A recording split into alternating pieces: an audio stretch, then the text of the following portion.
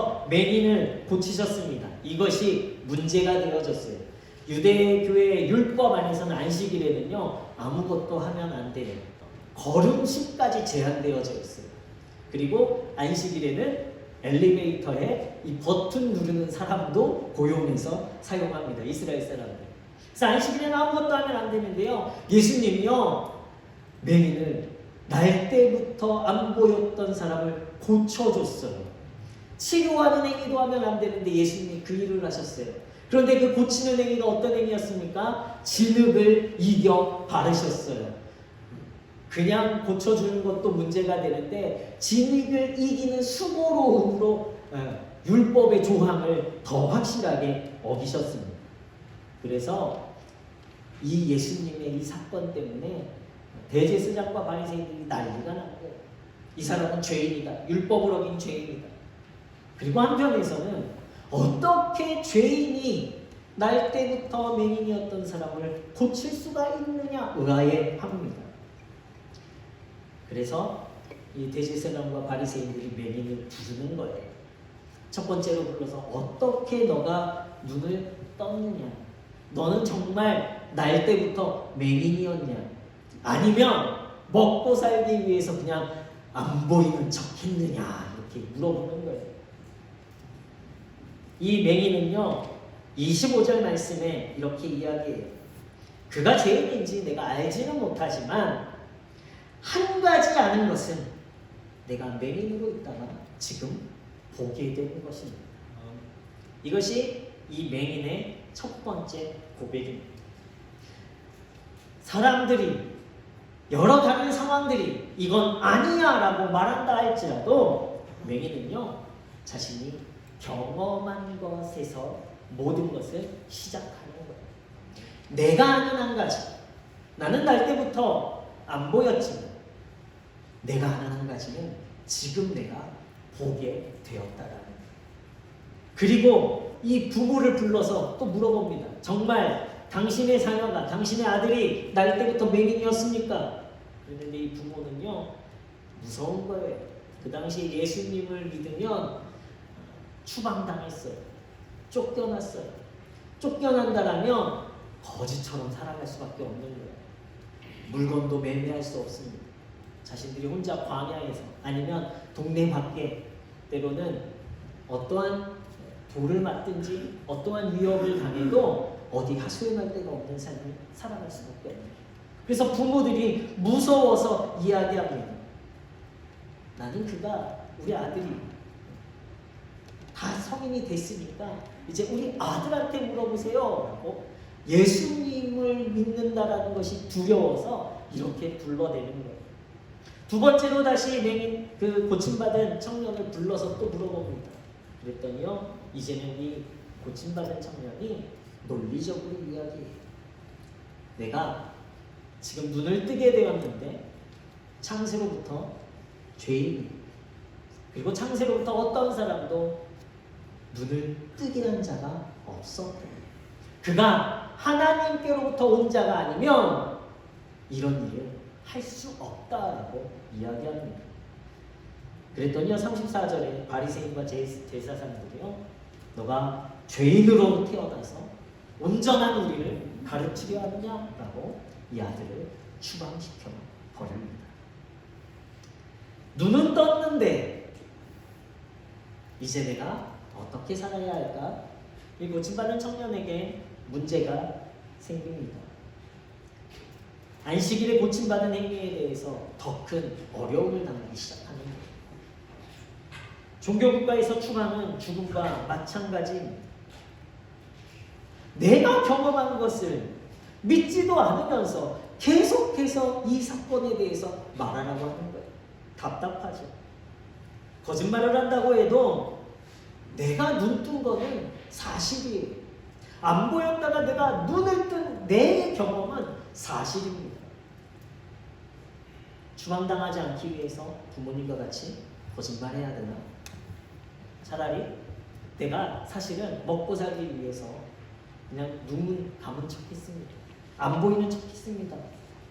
거짓말을 해야 되나? 그러면 누구까지 속이는 거예요? 자기 스스로도 속이게 되는 거죠. 내게 일어난 진실을 이야기했는데 그 결과는요, 중앙이에요. 후회되는 일만 생겼어요. 예수님을 만났는데 그 결과는요, 도리어 어려움이에요. 문제가 되어졌어요. 내 경험에 대해서, 내가 아는 것에 대해서 속여야 할까? 거짓말을 해야 할까?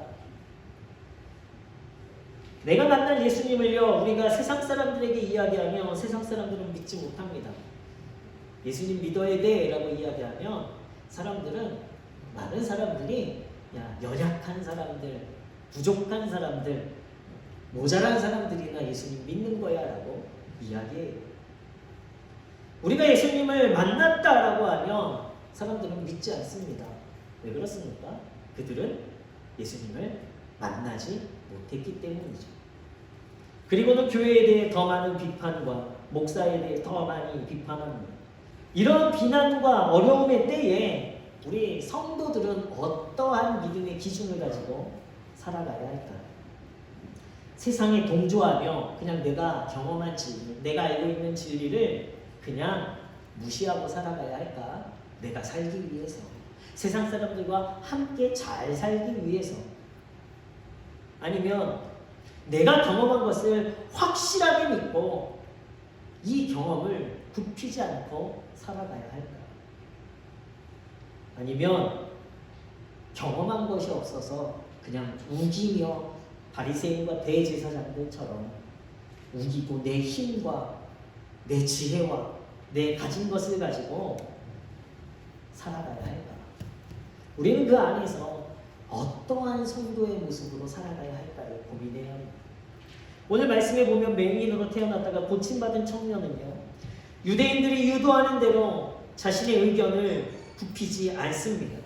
도리어 그들보다 더 논리적으로 자신이 경험한 예수님이 어떠한 분인지에 대해서 말씀하고 있어요. 내가 한 가지 아는 것은 내가 맹인으로 있다가 지금 보는 그것입니다.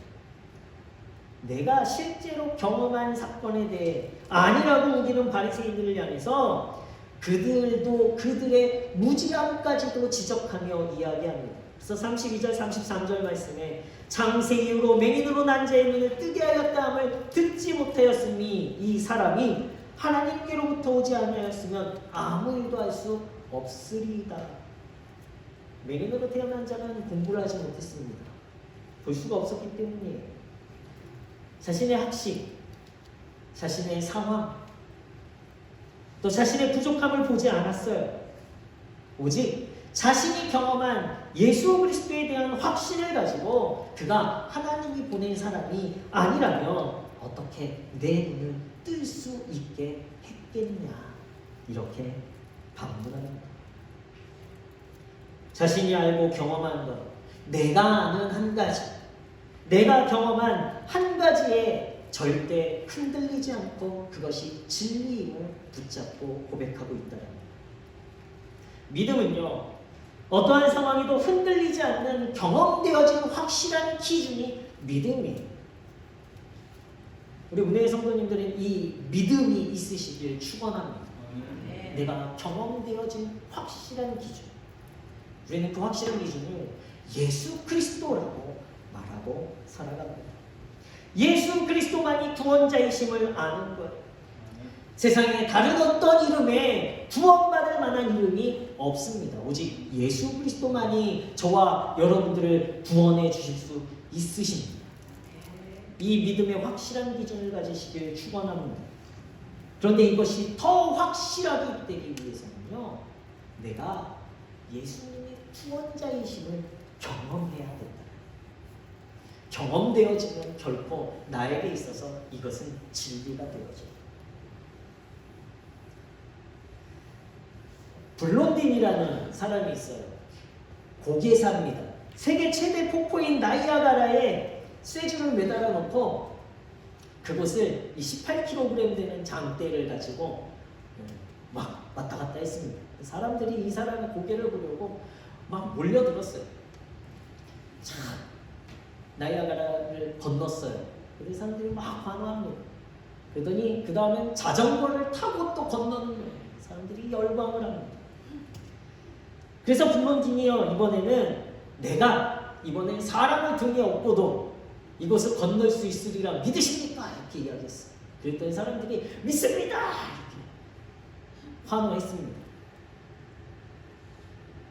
저보다 나은 것 같아요. 그래서 블론디니가 이야기했어요. 그럼 내 등에 업혀 나와 같이 이 폭포를 건너가실 분은 한 분 나와주시기 바랍니다. 이렇게 이야기했어요. 그랬더니 믿습니다라고 그 수천 명의 사람들이 환호했던 그곳에서 조용한 거예요. 이 사람들이 정말 믿었습니까? 많은 관중들이 믿는다고 하면서도 막상 자신의 인생을 맡겨야 하는 그 순간에는 침묵하는 거예요. 자원자가 아무도 없다고 보니까 이 블론디는요, 관중석에서 한 명을 딱 집어서 이야기합니다. 당신은 날 믿습니까? 그곳에 있던 사람은 해리 홀코드라는 사람이에요.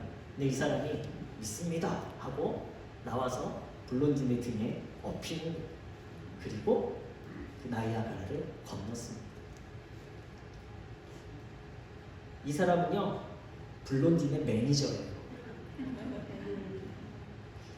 자신이 블론딘을 경험해보고 자신이 보았던 블론딘은요, 단 한 번도 그곳에서 떨어진 적이 없던 사람입니다. 자신의 경험이 있으니까요, 믿고 그 사람 등에 업히는 거예요. 여러분들은 예수님의 등에 엎혀 지내고 사십니까? 낭떠러지와 같은 길, 외줄이라는 길을 우리가 걸어가기는 힘들어요. 그러나 예수님이 말씀하세요. 넌 날 믿니? 내 등에 업힐래? 내가 건너갈게. 우리는 믿습니다, 믿습니다라고 이야기하지만 수천 명의 관중 중에 한 명처럼 정작 내가 엎혀야 될 때에는요, 도리어 침묵할 때도 있어요. 그러나 믿음은요, 내가 예수님을 경험했기에 또다시 그 등에 엎일 수 있는 것이 믿음이에요. 예수님의 기준은요, 확실한 진리 위에 서 있는 기준입니다. 그의 일생이 이 진리를 가지고 살아오셨어요. 그래서 요한복음에는 7가지의 이 기적의 사건들이 나타나는데 이 기적들이 공통적으로 보여주는 것이 바로 이 진리라는 거예요.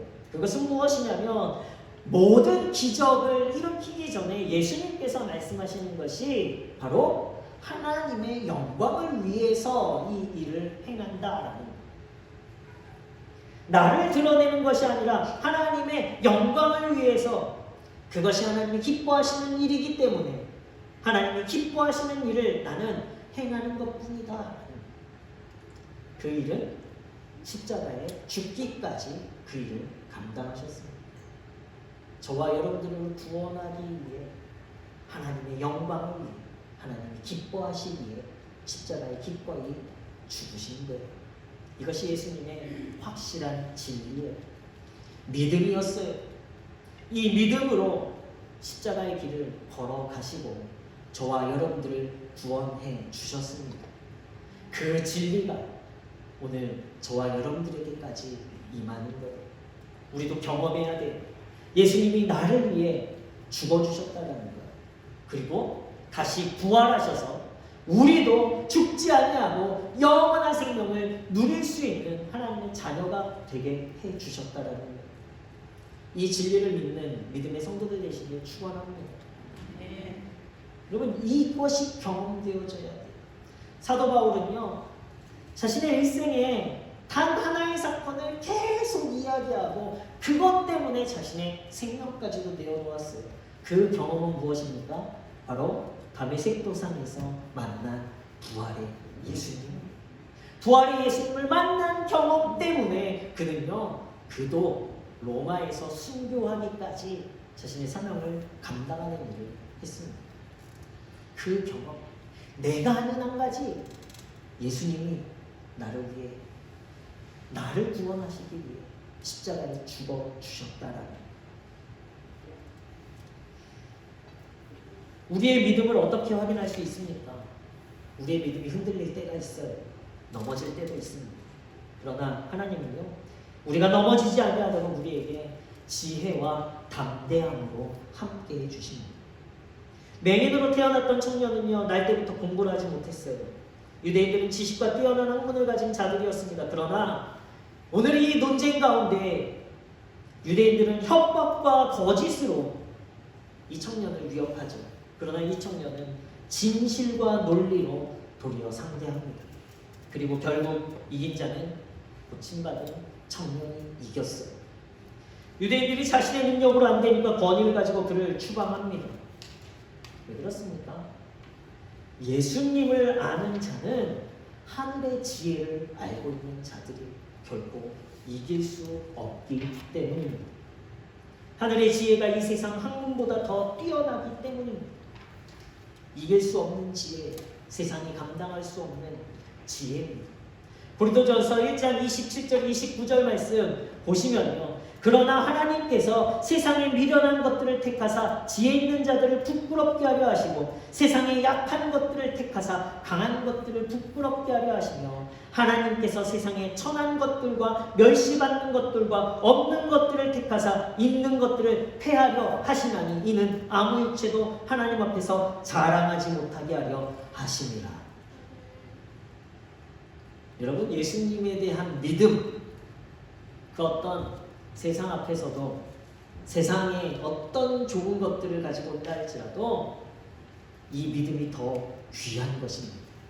이 믿음만 자랑하는 우리 문의 성도님들 되시길 부탁을 드립니다. 교회 밖의 세상은 더 넓어요. 교회보다 세상의 문화가 더 많고 넓습니다. 왜 그렇습니까? 교회가 세상 안에 속해 있기 때문이에요. 그러나 교회 안에 예수 그리스도가 없을 때의 이야기예요. 우리 안에 예수 그리스도가 없을 때의 세상의 것이 더 좋아 보이고 더 평안해 보이고 더 만족해 보입니다. 그러나 우리 안에 예수 그리스도가 있으면요, 세상의 지혜, 세상의 모든 것은 내 속에 거하게 되어집니다. 우리는 이 믿음으로 살아가야 돼요. 그래서 30절, 31절 말씀에 보면요, 너희는 하나님으로부터 나서 그리스도 예수 안에 있고 예수는 하나님으로부터 나와서 우리에게 지혜와 의로움과 거룩함과 구원함이 되셨으니 기록된 바 자랑하는 자는 주 안에서 자랑하람과 같게 하려 합니다. 이것을 이야기합니다. 우리가 자랑할 것은요, 내가 예수님 안에 거하고 있을 때에 우리는 그 믿음을 세상에 자랑할 수 있어요. 내가 아는 한 가지, 내가 예수님을 만난다. 내가 아는 경험된 한 가지, 내가 예수님부터 구원받았다. 이 믿음만을 자랑하시는 우리 성도님들 되시길 다시 한번 축원합니다. 예수님에 대해서 절대 흔들리지 마십시오. 내가 세상의 기준과 내가 세상의 방법 속에 흔들리는 순간에는요, 나를 구원한 복음을 우리는 거짓된과 헛된 것으로 만들어버리는 거예요. 아무 쓸모없게 만들어버리는 것입니다. 요즘 시대에 우리는 그렇게 살아가고 있어요. 문제가 있어도 기도하지 않아요. 돈이면 해결되기 때문입니다. 문제가 있어도 예배에 나오지 않아요. 그 문제를 해결할 수 있는 힘이 있기 때문입니다. 먹고 살기 바빠서 믿음 따위는 신경 쓰지 못하는 시대에 우리는 살아가고 있어요.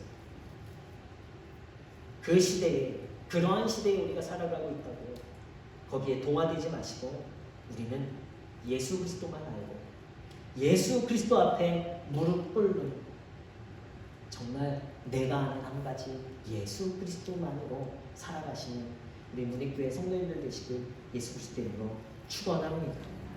복음을 알기에, 예수 그리스도를 알기에 힘쓰시고 그 예수님을 날마다 경험하셔서 내가 아는 한 가지가 내가 아는 수백 가지의 진리가 되어지는 그 은혜를 누리시길 축원합니다.